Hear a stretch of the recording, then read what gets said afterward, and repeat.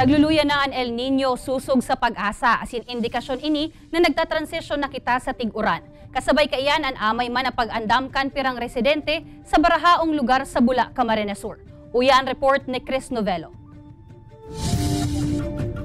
Day pa sa nasubot na haloy kan ipagibon ni Dagreta Habana kan barangay Umbaw Pulpog Bula Camarines Sur an barotong ini.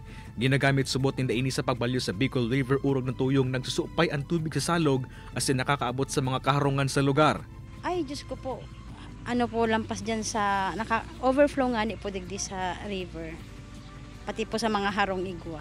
Just in case po na may baha, ginagamit din po ini sa pag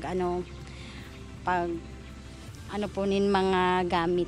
Ngunya na nagtatransisyon na sa tig-uran da imaliken kan mga residente sa lugar na mahandalin hulisa na experiencehan nindang mga pagbabaha sa 33 na mga barangay sa Banuan Saroan Barangay Umbaw Pulpog asin 11 iba pang barangay sa Bula unidentificado kan MDRRMO na flood-prone areas.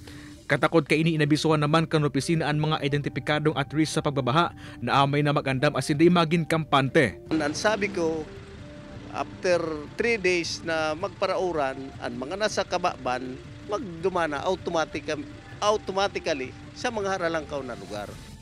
Sa katunayan, nakaandam asin nakastandby naman ang logistics kan opisina, siring kan mga beddings, vest, rescue boats, relief goods asin iba pa. Sa ibong kay nihurot man kan mga residente sa lugar, na mapalangkawan pa ang riprap nganing maibitaran ang pagsupay kan tubig sa Bicol River tuyong tig-uran. Nasa plano na, aloy na. May igdi, may igwa kaming master plan kan drainage system igdi para